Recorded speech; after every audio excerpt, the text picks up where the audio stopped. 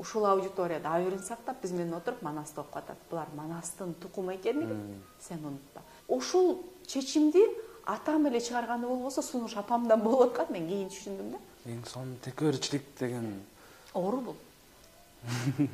Сендей байга, сендей келишкен мырзага жакаң кирилип, анан ар аялдын аягын аңдап отурсаң жарашпайт. Аялы үйдө отурса, бул эч жака жылбайт. Бул отурат, эч жака кетпейт, муну жоготпойм. Көчөдөн бирөөнү издеп алайынчы деген эркектин напсисине, же экинчи ай калсам кандай болот экен деген. Же бир мезгилде сүйүп жетпей калган кыздарын эле күтүп отура берген мырзаларга бир окуп коюңуздар демекчимин да.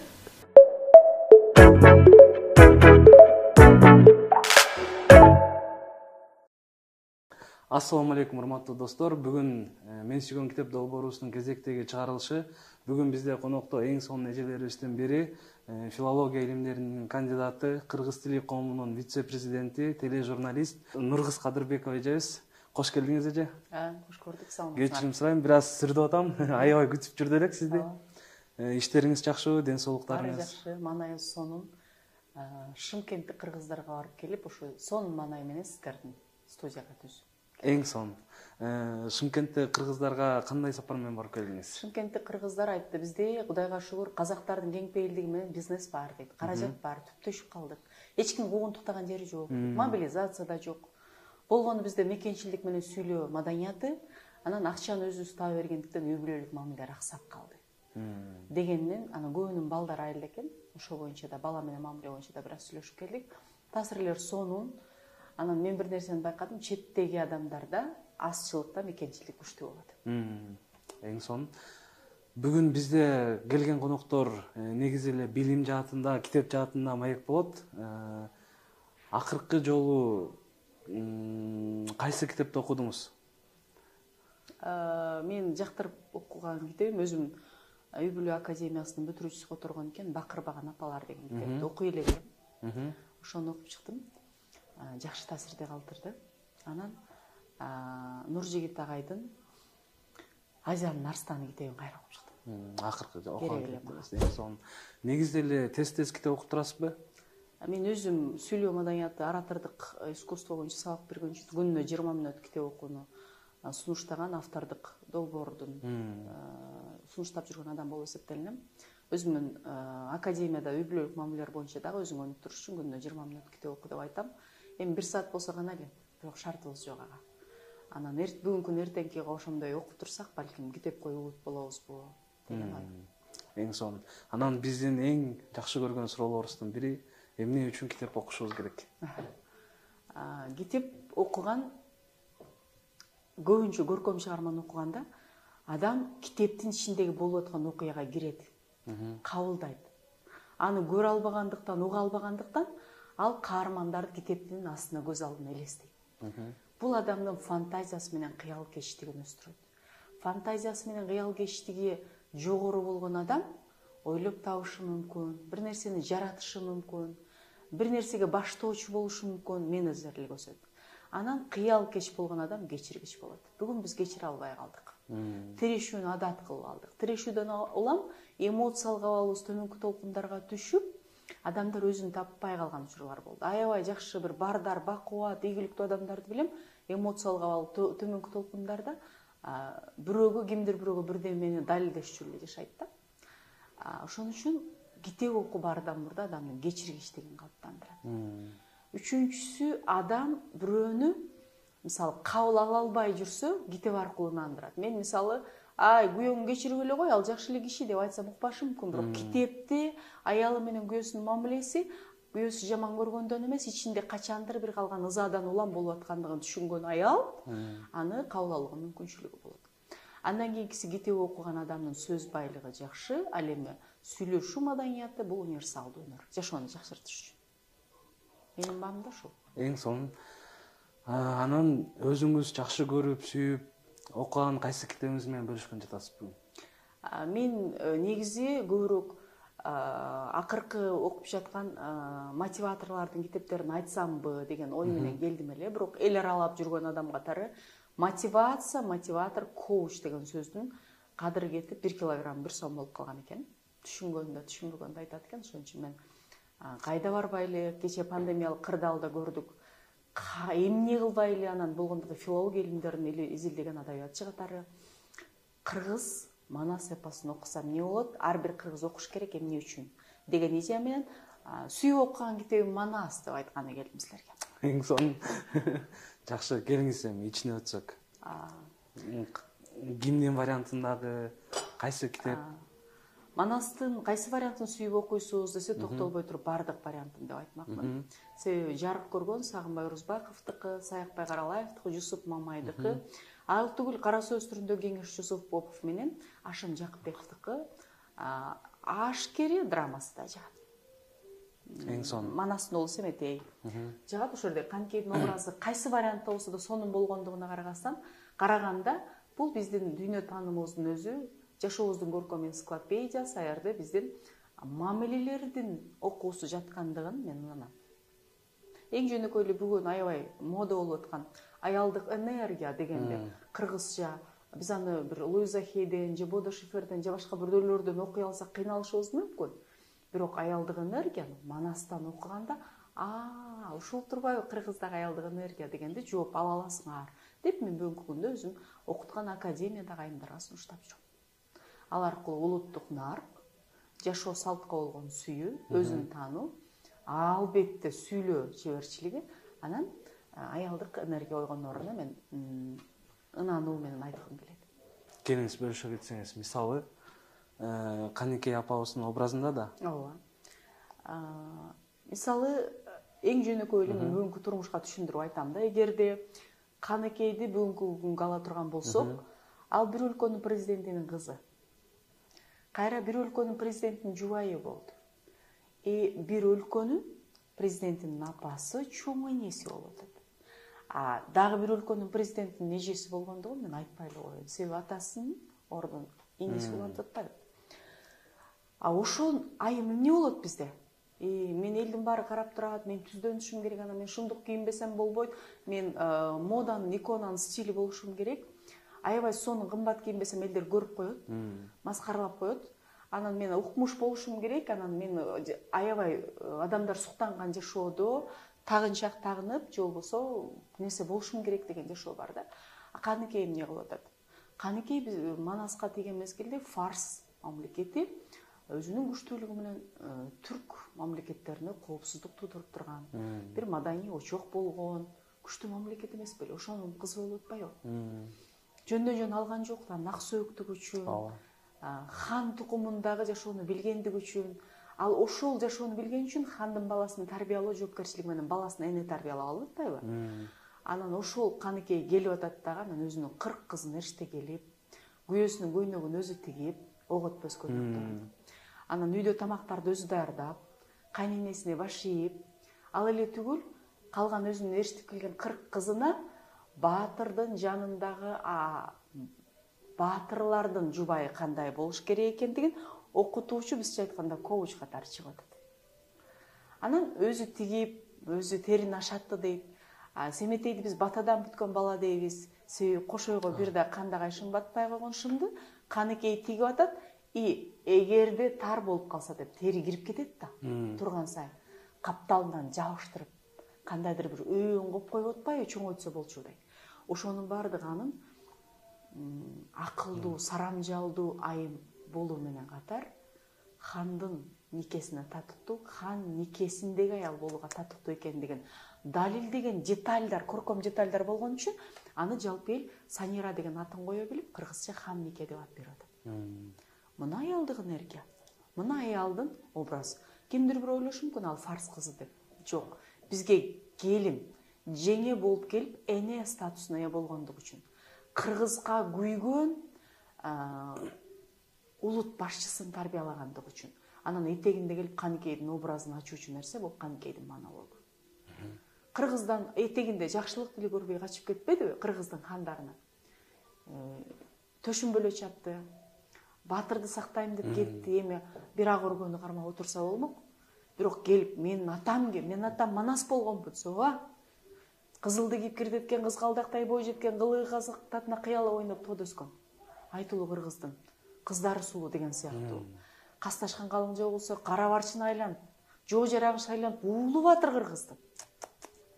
Тереке тууган куштары теминип турчу учкан, кайынга тууган куштары камынып турчу учкан деп кыргызды сүрөттөп аткандыгы ал кыргызга эне болуп калгандыгын билдирет. Ал качандыр бир Фарстын татыктуу ханынын кызы болгондур, бирок кыргыздын эмеси катары таанышыбыз керек экендигин далилдеген шилтемдер, бөлүмдөр ушулар. Эң son азыр ошол Манастагы кыргыз кыздары менен азыркы кыргыз кыздарыбыздын эң чоң айырмасы эмнеде деп ойлойсуз? Окшоштугунан баштайм. Кыргыздын кыздарынын биринчи ниети эч качан азыр өнүгүп, 21-кылым болуп, могу смартфондун мүмкүнчүлүгүн укмуш пайдаланып, бир эле маалыматыңды 5-6 платформа аркылуу 1 мүнөттө дүйнөгө таратуу мүмкүнчүлүгү болгондугуна карабастан, биз кыргыз айымдары бойдон эле калдык. Кыргыз кыздарын азыр окутуп атырам, мен университетте 20 жылдан бери сабак берем, 21 жыл болду. Зам декан болдум, декандын орун басары болдум. Азыр айымдарды окутам. Өзгөчө тагдырың өз колуңда деп кыздар турмушка даярдоо курсун окутабыз. Ошол жерде карап отурсам, кыргыздын кыздарынын ниети мен бирөөнүн ак жолук салган, ак никелеп алган, күткөн, калыңын берип каадасын жасаган жары болсом деген ниети бар да. Пока мындай бакыт менен жашап турайын, бакыт жакпаса бир айдан ажырет менен жашап көрөм, ал менин эркиндигим деген баалык жок, бейсеп шүгүрлөр. Ошон үчүн окшоштугубуз ушул биздин. Анан уят, адеп маселеси бар. Менин адебим аркылуу бүтүндөй менин элиме, менин атама, менин сиңдилериме, менин уруктарыма энеси ошондой эле, булардын эжесинен баланча деген болду эле деген нерсе абийирин сактоо дагы деле бар. Сактабай калып атса, ал каалоосунан сырткары болуп аткандыгын сиз менен биз билебиз. Каныкей боюнча, Айчүрөк боюнча айталы. Айчүрөктүн образын ачуудагы анын жер баспаган ак куу кебин кийген кол жеткистиги менен сулуулугунан сырткары тазалыгын, арулугун берген бир өзгөчө сюжет бар. Огаттоо деп коет.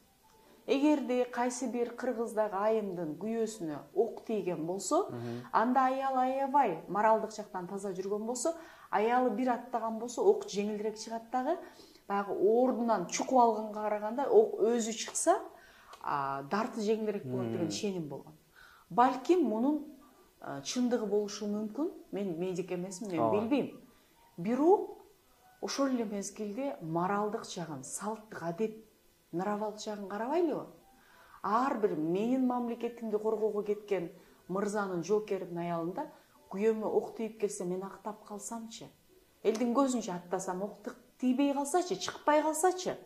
Деген жоопкерчилик болгон үчүн аялдын кол жетпестиги жана никедеги жоопкерчилиги, арулугу деген маселе келип чыгат.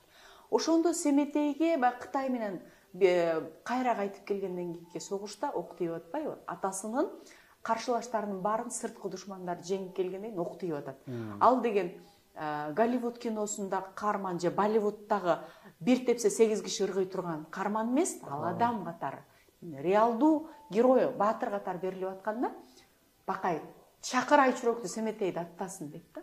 Ушундай сюжет бар. Анан Айчүрөк үлпүнчөктөй чыгып ушундай бир сүрөттөлөт, мен ага тилим жетпейт. Антсе мен да манас айтмакмын да, жок андай менде нерсе. Мен окутуучумун.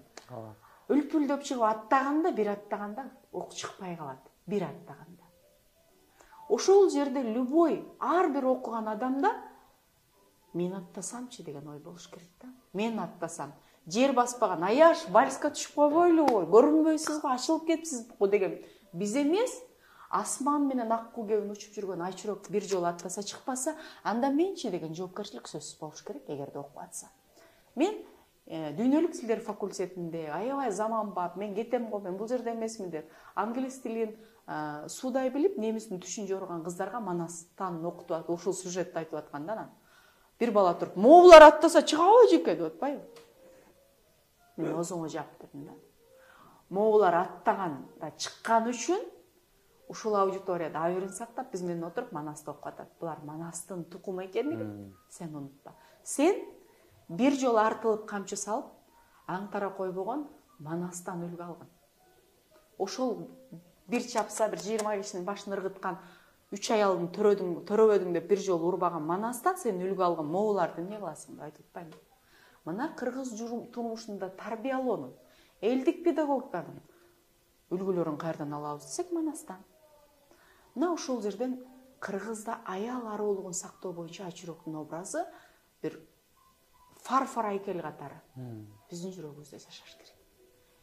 Эскертип коеюн, Айчүрөк да кыргыз кызы эмес. Ооган ханымыз. Кудалашкан, батадан бүткөн. Ошондон улам бизде келинге болгон урмат. Келинди кабыл алуу. Менин келин боюнча эң көп просмотр топтогон видеом бар. Келин бул кыздан айырмаланып сенин тукумуңдун улоончусу болгондуктан анын адеби баалуулугу, ден соолугу, эмоциялык абалы, нравасы, билим маданияты кызымдан да маанилүү экендигин, кызга тете маанилүү экендигин сиз билгенде, анда бизде татыктуу муун төрөлөт деп айтып келатабыз. Манас эпосунда ушул баалуулук көрсөтүлүп атпайбы? Мен аны өзүм ачып, Эйнштейн болуп, Дарвин болуп кетти дейсизби? Мен ошол баалуулукка ынанып, вау, чынында эле ошондой деп, апаман, кайненемен ошол нерсени көргөн үчүн мен айтууда оюмду бышыктоодо булар сонун. Мага курал, сонун рычаг болуп турат. Эң сонун түшүндүрмө бердиңиз, рахмат. Айырмасы барбы? Айырмасын айткым келбей калбады. Айырмасы сөзсүз түрдө бар. Бул нерсени түшүндүрүш үчүн мен адабиятчы катары дагы бир сүйүп, жашоонун бир багытка өзгөртүп, улууларды кабыл алууну жана кийинки муунга сый менен мамиле кылууну үйрөткөн дүйнөлүк классик катары таанылган Тургеневдин Аталар жана балдар деген чыгармасында айтышыбыз керек. Эч качан мурунку муун менен кийинки муунун пикири деңгээли бирдей болбойт. Эволюциялык түрдө кийинки муундун мурунку муунга караганда бир аз акылдуураак болуу менен катар аларды тааныбай жаткандыгы бул мыйзам ченемдүү көрүнүш экендигин чыгармада көрсөтөт. Болбосо болбойт. Сиздин атаңыз менен акыл эсиңиз, мууну түшүнүүңүз, билимиңиз, дүйнө таанымыңыз, изденүүңүз бирдей боло турган болсо, анда сиз калып калдым, өнүкпөй калдым деп эсептешиңиз керек. Атаңыз өз муунун акылдуусу болгон. Сиз өз муундун акылдуу болуш үчүн атадан артуу бол деген термин бекер чыккан эмес. Ошондуктан биздин кыздардын мурунку муунга карата изденгич болгондугу, жоопкерчиликти өзүнө ала билгендиги, мен бүгүн билимди алыш үчүн ушундай чечим чыгарам дагы, барып Америкага окуп келем, Оксфордду багындырам деген ишенимдүүлүгү жана коомдогу аларга берилген бул бонус алардан айырмалап тургандыгы бар. Мен мисалы ажырашып калсам эмне болот деген ал коомдогу жоопкерчилик ашкере бир нерсени туудурган болсо, бүгүн тагдырдын буйругу. Мен ооруп калып, кесел болгон, кордук көргөн бойдон эч кимге керегим жок. Эгерде мени баалабай турган жигит менен жашап аткан болсом, анда тагдырды өз жоопкерчилигиме алып, мындан жакшыраак жигитке татыктуу болушум керек деген чечим чыгаргандыгы бар. Мен муну кол чаап эле колдоп аткан жерим жок, бирок ичинен кирип көйгөйдү билген айым катары эгерде ошондой эркек менен жашап аткан болсо, анда тагдырына кайрадан чечим кабыл алыш керек экендигин заамын орусча айтканда плюс деп эле кабыл алам, позитивдүү эле колдойм. Бул айырмачылык. Экинчи айырмачылыгы, ал мезгилде эч качан бир китеп ачып аткан, ишкерлик кылып аткан, өзүнүн бир идеяларын бизнеске айландырып аткан, хоббисинен каражат монетизациялаган нерсе көрүнбөйт эрди. Бизде бул нерсе бар. Эмнеге болбосун, биз ушундай кылымда жашап атсак. Бирок ал сенин үй бүлөдөгү аял катары вазифаңды аксатпаса, аялдык энергияңды жоготуп коюуга себепкер болбосо, жасаш керек. Анан эки капты көтөргөн бойдон мен билем, мен деген деп столду бир муштап калсаң, анда аялдык энергияң аксап калган болсо, бул боюнча бүтүндөй какшаалда кыргыздын менмин деген мырзалары колун сурап жетпей калып, суктанып, баардыгыбыз жаңыл болгубуз келебиз да. Ошол жаңылдын ою бар. Мен буга жооп берип коеюн да, өнүгүп эле аткан кыздаргачы өнүккүлө, бирок аялдык биздин функция, жараткан берген функциябыз жана улуттун энеси болууга, биздин башкы вазифабыз адам тукумун улоо жана улутка жакшы бала тарбиялоо вазифасын унутпашыбыз керек экендиги тууралуу жаңылдын сөзүн айтып коеюн. Баары жаңыл болгусу келишчү, баары жаңылга жеткиси келишчү. Баары түшүнө кирип, түшүндө суусаган түлкү мырзаны алгысы келчү. Болгону эле анын коомдук пикир.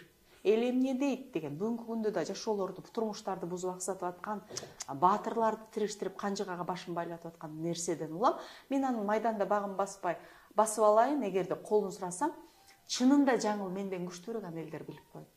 деп атпайбы? Ошол жаңыл этегинде бир эле арманын айткан экен. Мен эмне башка кезде төрөлгөдүм. Көрбөгөн эр өлтүрүп, эр өлгөнүн. Болбосо баары менде бар эле го бир жакшы аял, эне болчу жүрөлгөн. Ал аял дагы, жубай дагы, эне дагы боло албай калгандыгын ал өзүнүн трагедиясы, арманы кылып берип атат. И ошону профессионалдык адабиятта биздин акындар ачып берип атат. Ошондуктан кыргыздарда ошол айырма ашкере болуп кетпес үчүн ушул табиятыбызды сактайлы деп үй бүлө мамилелери боюнча адис жана көп балалуу эне катары жана 20 жылдык үй бүлөдөгү айым катары айтып койгум келет. Өнөгөлүү, бирок аялдык функциябыз менен вазыйпабыз аксабасын, энергиябызды сактайлы. Эң сонун буюрса баардыгыбызга сонун кеңеш болду окшойт. Биздин кыргыз айымдарыбызга, эми мырзаларга өтсөк кезекти. Ооба, мен ушул боюнча менин өзүм барактарым өз айымдар үчүн, окуулар өз айымдар үчүн. Байкасаңыздар керек кайсы бир деңгээлде мен жол салынып жүрөм. Өзүмдүн ишенимдерим бар. Бирок ошого карабастан мырзаларга кайрылууга аргасыз болдум. Анткени мен дайым айтчумун да, бизде Кыргызда мырзаларга артыкчылык берилет. Алар 12 жаштан баштап хан болуу Манастын мисалында берилет, Эртөштүктүн, Эртабылдын, Семетейдин мисалында. Аларга жоопкерчилик алуу, бизди багуу, 9 тараптан камсыз кылуу жүктөлгөн. Ошон үчүн алар айкөл. Алар табиятынан бизден такыр башка, бирок бири-бирибизди толуктап турабыз. Эч качан бизди 100% эркек түшүнөт дебеңиздер. 70% түшүнсөк, вау деп жашагыңыздар деп айтам да. Мына ошондон улам эркектерге биз өзгөрө берели, эркектер өз өзгөрөт десем өзгөрбөй коюптур да. Анан эжеке сиз айтпадыңыз беле дегенден улам эне катары. Болочокто жакында балким кайнене болуп калууга даяр жашы жетип калган айым катары мен мырзаларга кайрылууга аргасыз болдум. Мырза жоопкерчилик алуучу.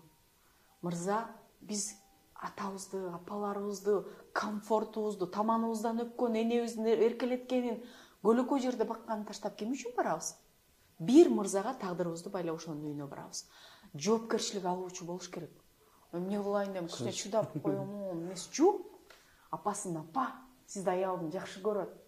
Неге сизди жакшы көрөт? Деген бул жалган ал эмес, бул сүйлөшүү маданияты, бул мамиле билүү, жоопкерчилик алып чечим чыгаруу, менеджмент бул. Башкарып атпайбы экөөнү, жараштырып атат. Деп анан аялына мындай, биз кантип бала чоңойтуп атабыз? Ким үчүн уктап айтабыз, ким үчүн эркиндик көздөп атат? Сен ким үчүн кусуп, 9 ай кусуп төрөдүң бала үчүн? Апам мени ошентип чоңойткон. Ошол үчүн канынан кан, сөөгүнөн сөк, терисинен тери, кашынан каш берип ал азайды, жешилди. Көп минилген машина сыяктуу болгондур, балким түшүндүрүп коем. Кел ошону аяйлы. Себеби келечекте биздин балдарыбыз бизди аяйт. Деп устун болуш керек турмушта. Башка биздин эркектин, мырзалардын күчтүүлүгү, акылдуулугу, пул тапкычтыгы башкасы жетет, бирок устун боло албай атат, мен эскертип коеюн. Манас эпосунда ошол нерсе берилет. Кадимкидей зарыл болсо, аял сага ошондой татыктуу аял болуп атса, аялга убада бериш керек. Канышым дейт. Сага артылып камчы чаппасмын деп убада берип атат. Кыркыруу кыргыздын каны. Милдеттүү эмес ал канышка убада берген. Бирок бир уруунун, бир элдин, бир улуттун намызын ошол көкөтөйдүн ашында кош ойго берилген шым көрөгөчтүгү үчүн жана ошол нерседе бата менен бүткөндүгү үчүн жана көкөтөй неменин чоң казатка аттанып атканда 40 жигитке, бир эле Манаска эмес, 40 жигитке болгон камкордугу, сарамжалы үчүн канышым мен аман келсем, сага артылып камчы саппасмын деп убада берип атат. Бир аялың ошондой чыккан болсо, напсинин акысын бер. Кудайга бейсеп шүгүр айтам, сендей акылдуу аялга жолуктурганына деп эркек айтсам, аялым эширип кетет деп ойлойт. Кечирип кой. Ошо сыйга шүгүргө жеткирген аял андан ары эсирбейт. Эсирсе сенин аялың болот. Кээде кечирим сура, сен бирөөнүн аялына эмес, бар жок өзүңүн комфортун таштап келген өзүңүн аялыңан, ак никелеп аялыңан. Чындап кече мындай, сени туура эмес кылып койдум деп. Достордон ушу кичине эле бир строй компаниянын жетекчиси болуп калсак, тирешип эле мына эки колдун астына экиден кирпич колтуктап эле лом жутуп алабыз да ийиле албай калабыз. Манас өзү айтып атат чоң казатка барганда, кыркыруу кыргыз, анын ичинде кыркыруу кыргыздын ичинде өзбектерден Абдылда, түрктөрдөн Дамбылда, казактардан Эргөкчө деп түрк тілдүү хандардын баары берилип атат. Ошолордун ичинен мен катардагы эле бирөө болоюнчу бирөөүн башкаргыла деп. Кээде башкарууну бер, Манастан алып атабыз. Анан ошол жерде Чубак менен Алмамбет урушуп кеткенде, Чубак сен үчүн Алмамбетке тарттың? Үчүн Алмамбеттин башчысы кыласың? Сени сайкалаңтарып кетерде мен жаныңда болбодум беле?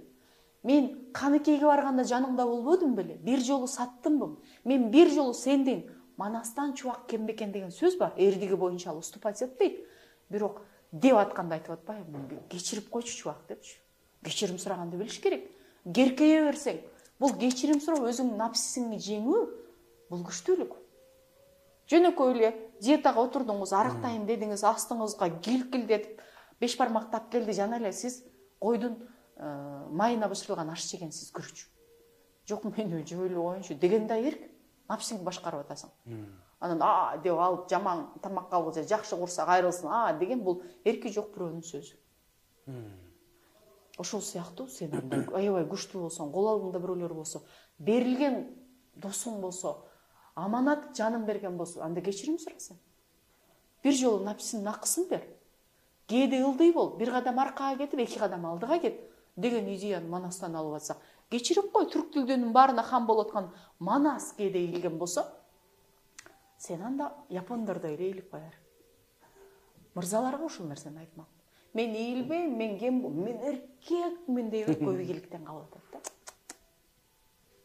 Кээде ошо ийиле билүү бул күчтүүлүк. Өзүң напсисин жеңбеген киши бирөөгө кул болот деген сөз бар.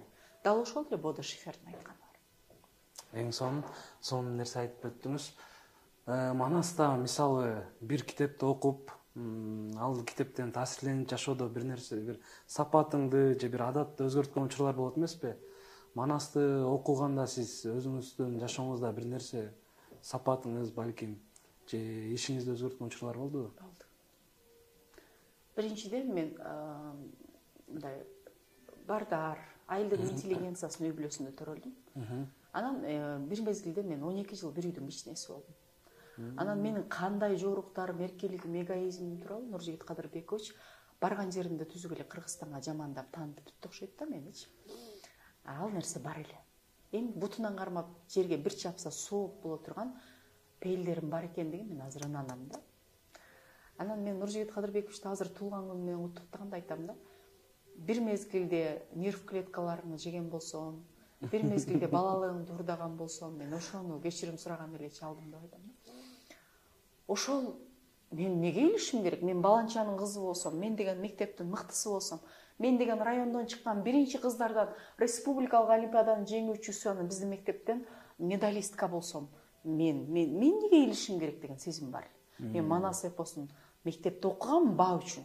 Бирок биринчи курста кайра келип окутканда Раматылык Токтош Танаев деген момундай гилтейген сары тетрадьты толтуруп келбесеңер, мен силерди Манасты окуду, конспект окуду эсептебейм. Деп эле тетрадьты ачып окубай, сурабай туруп эле этегинен бир 10 барак калып калган болсо, гилтейген жалпы дептер болот го. Ошону ыргытып ичүүдөн чыгышкелеп чыгарып жүрдүм. Ошону толтурам деп конспектлеп ичинен мен жазсам деп отуруп, мен Манастан кичпейилдүүлүк болуу, канчалык күчтүү болсоң айкөл болуу, айкөл деген башка тилде жок.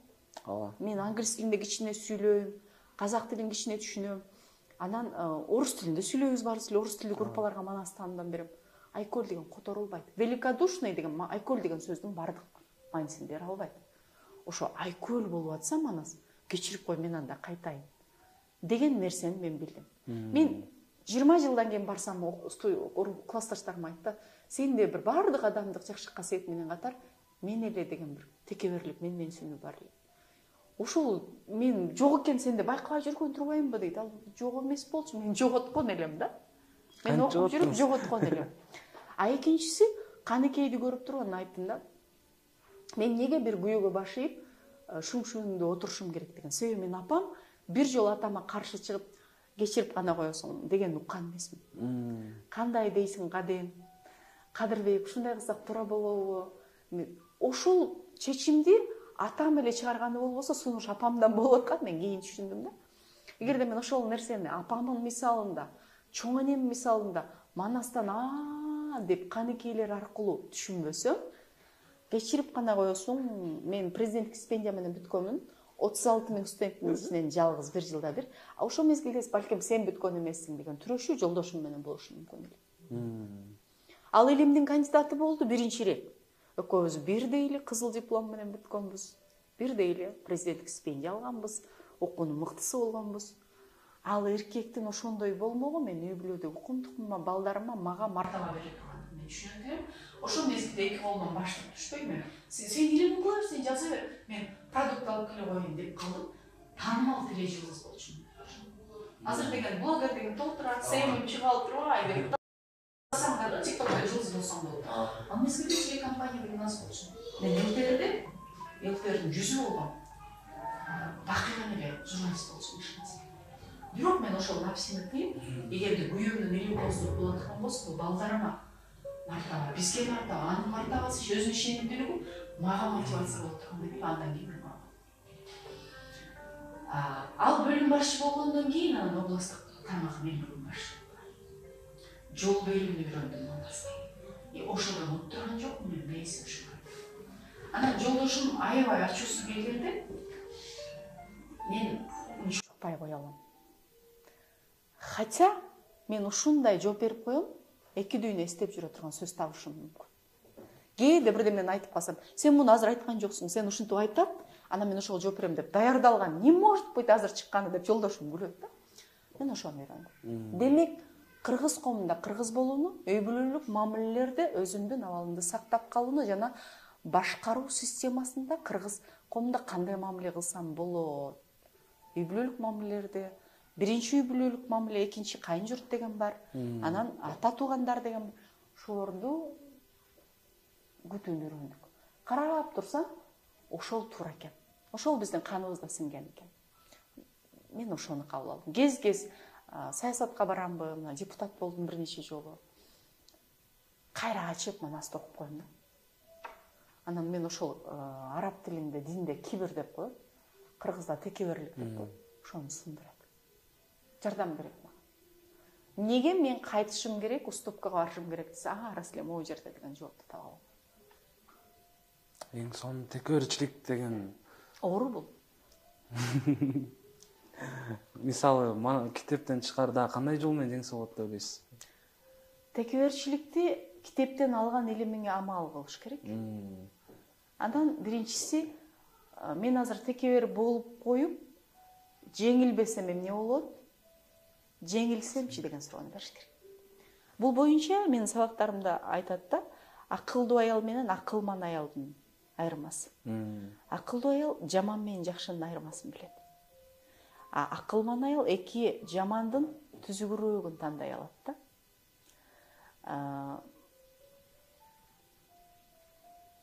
Текеберлик кылсам не болот?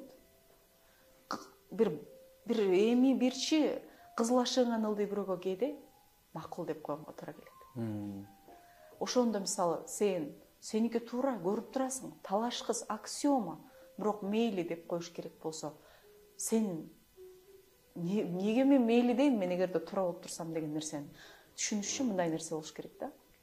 Сени келип туруп аябай багылган, килтейген ит тиштеп алды. Анан мен күнөөсү жок эле тиштеп алган сени тиштейин деп итти тиштейсиңби? Ал ит да, ит тиштеш керек да. Ит ошо кайтарыш үчүн, абау деп ар кимди алыш үчүн отурат да. Же болбосо бир кемакыл жинди келди дагы, сен мага алым жетеби деди. Бир койсоң аңтарбы? Алым жетет деп далилде ошону бир койсоң эмне болот? Сени милиция барып камайт. Айырың кетет, шерменде болосуң, административдик жаза төлөйсүң, далилдейсиң, ал жинди сени далилдеп.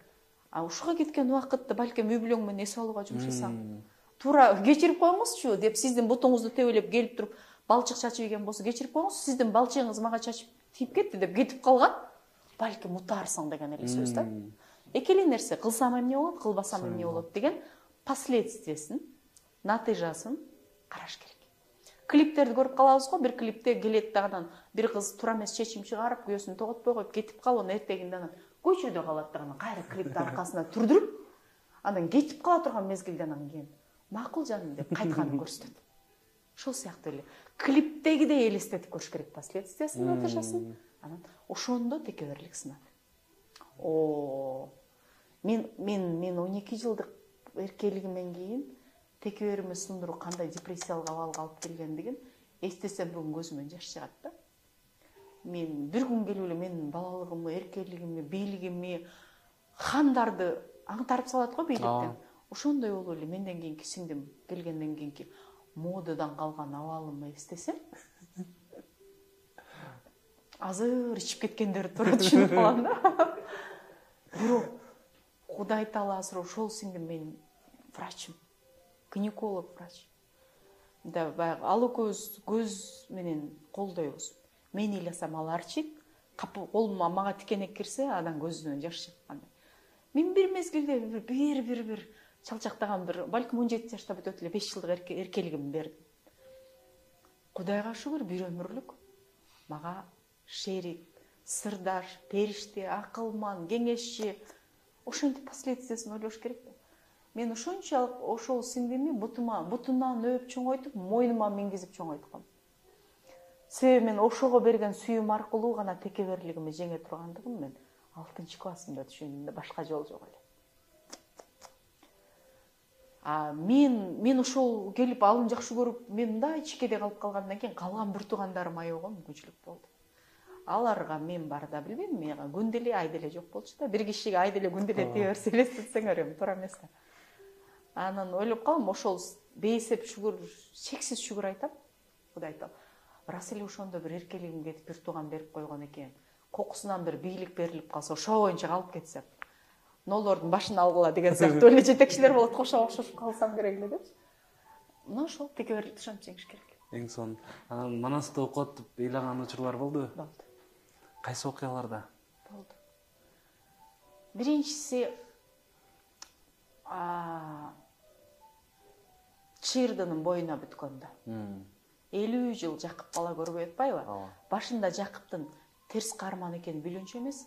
Ал бир кыргызды кумун сактагысы келген, өз менети менен байыган, бирок ошол байлыгына күйгөн, сараң бай болгон менен бала деп бир бала берип койсом не болосуң Кудай? Ушунча киши, ушунча турат. Ошол өзү деле айтат. Ушунча байлыгым кимге калат деп айтат. Мен укум-тукум уланат эмес, байлыгым кимге калат деп айтат. Ошондо Чырдынын боюна бүткөнүн окуганда мен ыйладым. Бердиң ушуларга Кудай бала депчи.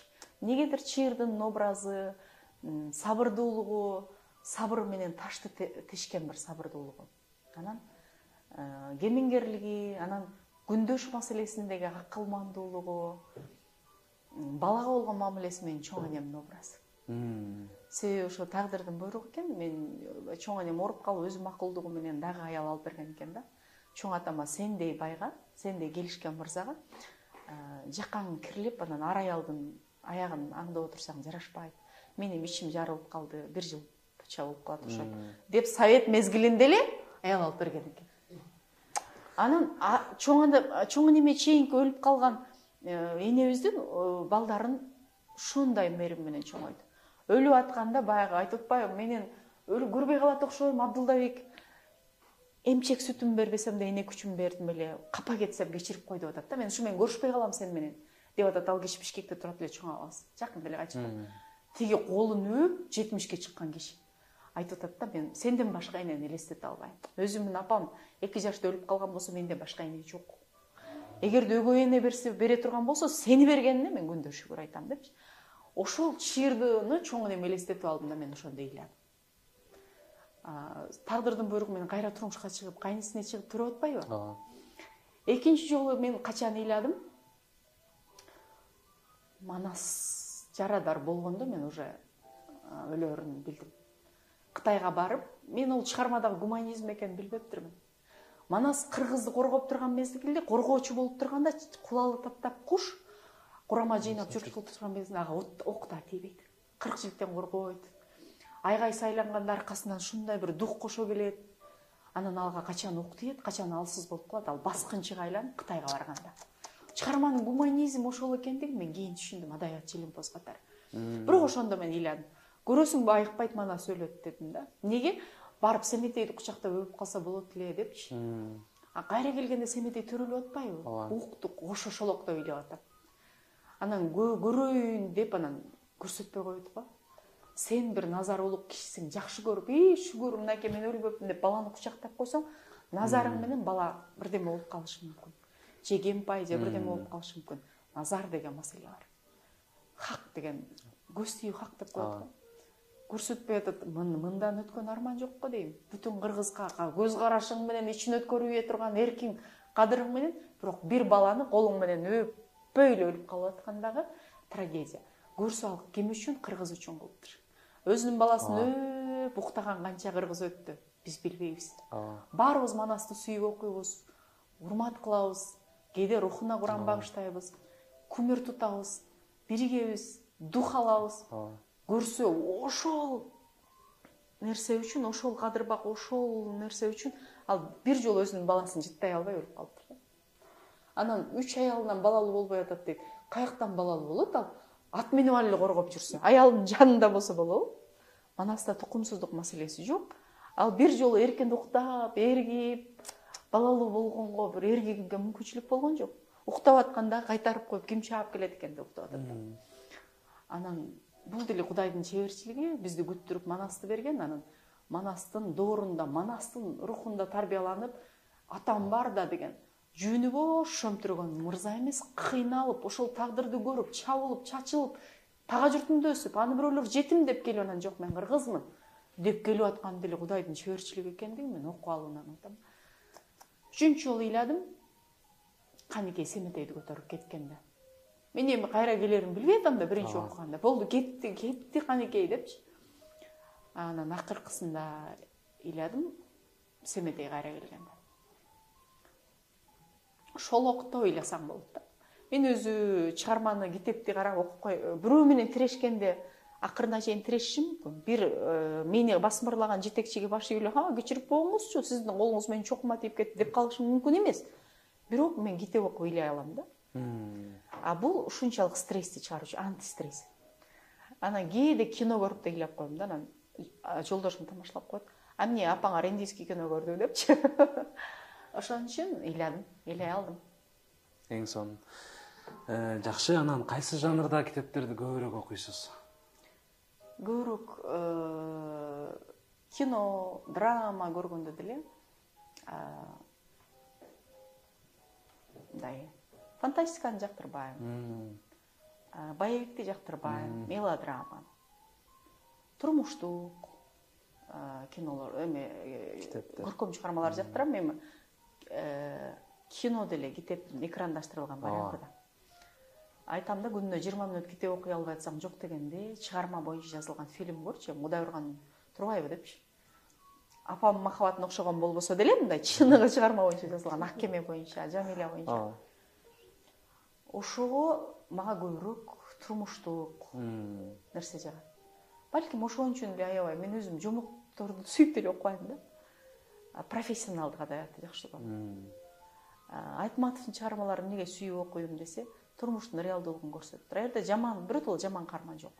Жакшы каарман да жок, оң каарман. Идеалдуу да эч ким жок.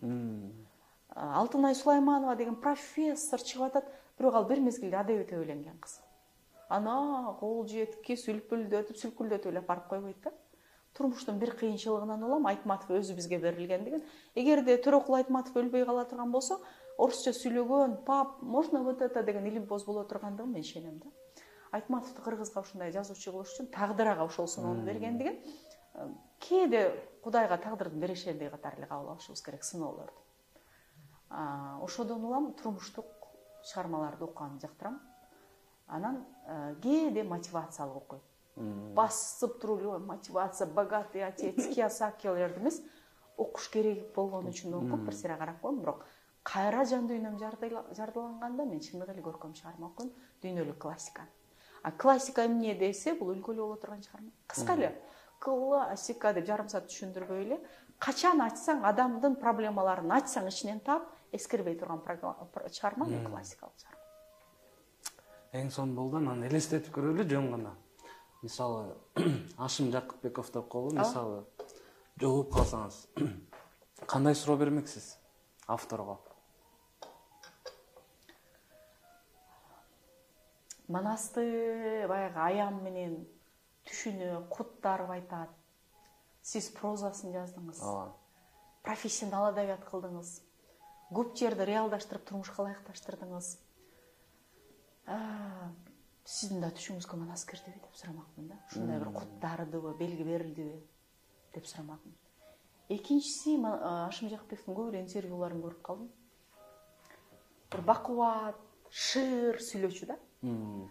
Ошого бир шыр сүйлөө сизге генетикаңыздан бар беле, же Манас сыяктуу чыгармалардын таасири тийдиби деп сурамакмын. Анткени Манас окуп бүткөндөн сөз түрдө сөз байлыгын жакшыра тургандыгын мен билем. Каныкейдин Себин сүрөттөгөндө эле баягы 80 түрлүү кездеменин аты берилет. Аны бизде жанагы күчтүү стилисттер, дизайнерлер эле билбесе, мен такта кездеме, синтетика кездеме, шелк кездеме, жанагы шайы деген жибек дегендердин түрүн билем да. Элестетип койсоңор, китеп жоктур эле 80 түрлүү кездеменин аты берилет. Анан бок мурундун байлыгын сүрөттөгөндө дагы зоопаркты берип атпайбы? Азыр ойлосок, Ташкенттеги зоопаркты бок мурун тийгиздегенби деп коем да. Бишкекте жок, Ташкентте бар депчи. Эми бок мурун эмес, көкөтөйдүн байлыгын сүрөттөгөн. Ошого Ашым Жакыпбековго ушул суроолорду берсем керек эле. Анан ыраазычылык айтмакмын. Бизде ушу ыраазычылык айтмак аксайт го. Ушундай бир жазган экенсиз, батынып жазган экенсиз. Мен Манасты кайра айтып берүүдөн, жорго сөз менен айтып берүүдөн мындай айбыгып өзүндөй айта аламбы? Бедел баркын түшүрбөй, окуй Манас ушул эле деп коюп аткан жокмунбу деп укутам. Сиз батынып жазганыңыз үчүн рахмат деп кеңеш агага да ошону айтмакмын. Сон. Анан мисалы сиз жөнүндө бирөө китеп жазса, аталышы кандай болмок эле? Мага ошол суроону бирөө берди да, сиз жөнүндө кино тартылса эмне болот эле депчи. Анан мен ойлонбоп турмун, сен айтсаң ойлонуп атам. Деп анан мен өзүм 10 класста республикалык олимпиадага барып, Кадырбек кызы Нуркыз деп чакырып, грамота бергенде, Нуркыз деген ат да болот экен, көрүшүп сейрек кездешүүчү ат болчу да. Анан өзүмөн уруксатымды сурап, сырттан жакшы көрүп, экрандан жакшы көрүп, азыр Нуркыз деген ат өтө көп да. Биздин убагыбызда Жумабүдүн Шыралиевдин Гүлбарчын деген ыры чыккан экен. Мени менен теңдерде Гүлбарчын деген ат аябай көп да. Азыр Айыма, Асема, анан арабча аттар модагы. Ошол сыяктуу эле Нуркыз деген аттар таралышына балким менин салымым бар бекен деп ойлоном да. Анан Нуркыздар деп аталат болуш керек. Мен сыяктуу бир коомдун, кыргыз коомунун өзүнүн дараметине жараша жараткан ийгилиги, анан коомго кошкон салымы, анан кыргыз кызынын типологиялык образы болуш керек. Мен патриотмун. Мен аябай мекенчилмин. Мен улутчул эмесмин, бирок өтө патриотмун да. Кыргыз тууралуу башка элге мен аркылуу жаман пикир кетпесе экен деп өтө аракет кылам. Бул эмне деп аталат? Бул улутчулдук эмес да, бул патриоттук. Ошондой Нуркыздар деп аталат болуш керек дейм. Анан мен аны билбейм, жазылабы. Сонун экен Нуркыздар деп. Туура айтып өттүңүз. Манаста деле ошол улутчулдук эмес, патриоттулук, бардыгы баягы түрк тилдүү элдер чогулуп, бир идеяны колдоп, Манастын артына биригип. Анан биздин көрүүчүлөргө дагы кайсы китептерди сунуштайсыз? Сизден бир 5 китеп болсун. Көбүнчө мага сөз байлыгым жарды болуп атат деп кыргыз тилдүү адамдар жазат. Ооба, мен окуясына адабиятчы катары баа бере албайм, идеалдаштырып жиберген. Бирок Касым Касымалы Жантөшүнүн Каныбек романын окусаңыздар, сөз байлыгыңыздар, жазып окусаңыздар, бүтүп окуп бүткөнчө, 2 томун окуп бүткөнчө байыйт деп мен ишендирем. Бул биринчи китеп. Мен эми элдин баарын сунуштаган китеп сунуштабайын деп атам. Андан кийинкиси Чыңгыз Айтматовдун Ак кеме китебин сөзсүз окуш керек. Себеби баланын астындагы коомдун жоопкерчилигин чакырык кылып жасаган сонун чыгарма.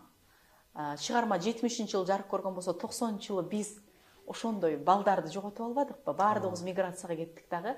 Коом Нургазы сыяктуу коомго билимге ынтызар болгон балдарга муктаж болдук да, бизди чорныйлар башкарып калбадыбы? Мына коомго болгон чакырык азыр да ошол идея эскерген жок, окуңуздар деп сунуштайм.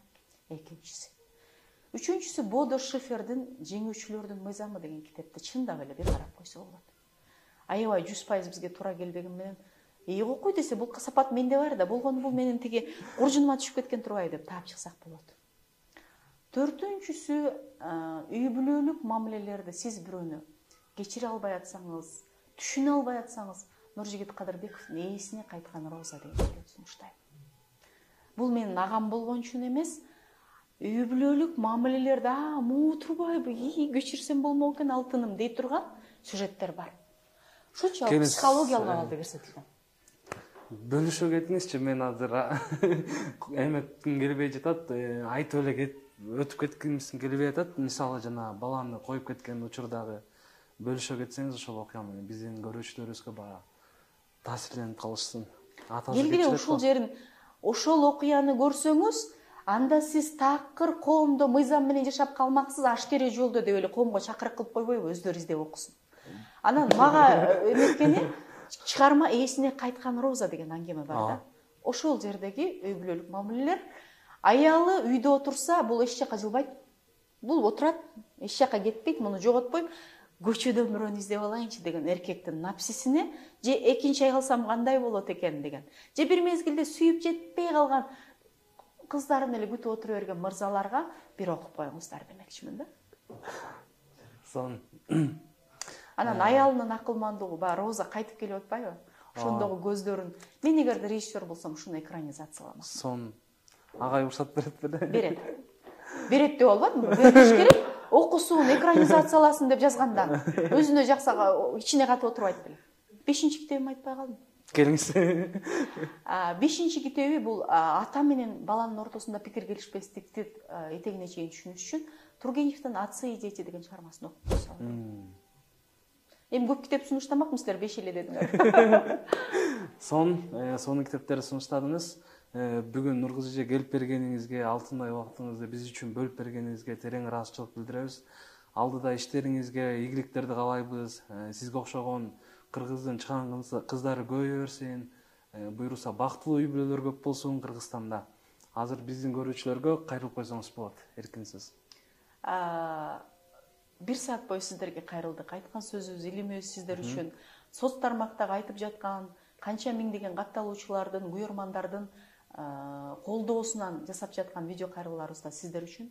Бүгүнкүдө деле нерсе, мен 3 нерсени сунуштап өтөйүн. Ар бирибиз тагдырыбызда, үй бүлөдө жоопкерчилик алалы, күнөөлүүнү издей бербейли. Биздин тагдырыбыз же бизге бирөөлөрдүн мамилеси ушундай болуп аткан болсо, анда биздин салымыбыз бар экенин унутпайлы. Экинчиси, китеп окуй берели. Китеп окугандан бул жаман болуп калыптыр деген дуга элекмин. Сөзсүз көрөбүз, китептин таасири тиет. Баягы арак ичип жакшы болуп кетиптир дуга элекмин, анан китеп окуп жаман болуп кетиптир дуга элекмин да. Үчүнчүсү, бири-бирибизди баалай билели. Баалай билүү ыраазычылык айтуудан башталат. Бизде ушундай, эркектерибиз ушундай да, бир аялынын жасаган тамагына вау, көчөдөгү кафеде колун жуубаган тамакка караганда кандай жакшы сенин тамагың десе, кадыр баркы кетип калат, же эжинсасы түгөндөйт, же арыктап кетет, же бою кичирейт да, бирдеме болот. Эркек, аял кишилер биз качан гана көйлөрүбүзгө наразы болгондо гана айтабыз, сага бекер тийипмин депчи. 100 жолу жакшы мамиле кылбады беле ал бизде. 18 жыл сонун мамиле жасаган, 19-жылы сол муштум менен бир муштаса кечибиш керек го. Жок, ушул баалап, бири-бирибизди баалап ыраазычылык айтууну. 100 жолу жакшылык кылып, 1 жолу жамандык кылсаң кечибегендерди көп көрдүм. 100 жолу жакшылык кылып, 1 жолу жамандык кылып атканда, 99 жолу кылбадыбы деп кечирүүнү үйрөнөлү деп эле айтмакмын. Үйрөткүм келген жок, мен чакыруу кылып атам, себеби мен өзүм мамилелерди үйрөтүүдө үйрөтпө деп үйрөтөм да. Эң сонун. Дагы бир жолу терең ыраазычылык, буйруса эфирибиз бардык досторубузга, көрүүчүлөрүбүзгө пайдалуу келет деген ишеничтебиз. Биздин эфирди көрүп, бир адам болсо да китеп окууга кызыгып калса, биз үчүн чоң жеңиш болот. Сизге терең ыраазычылык. Бар болуңуздар.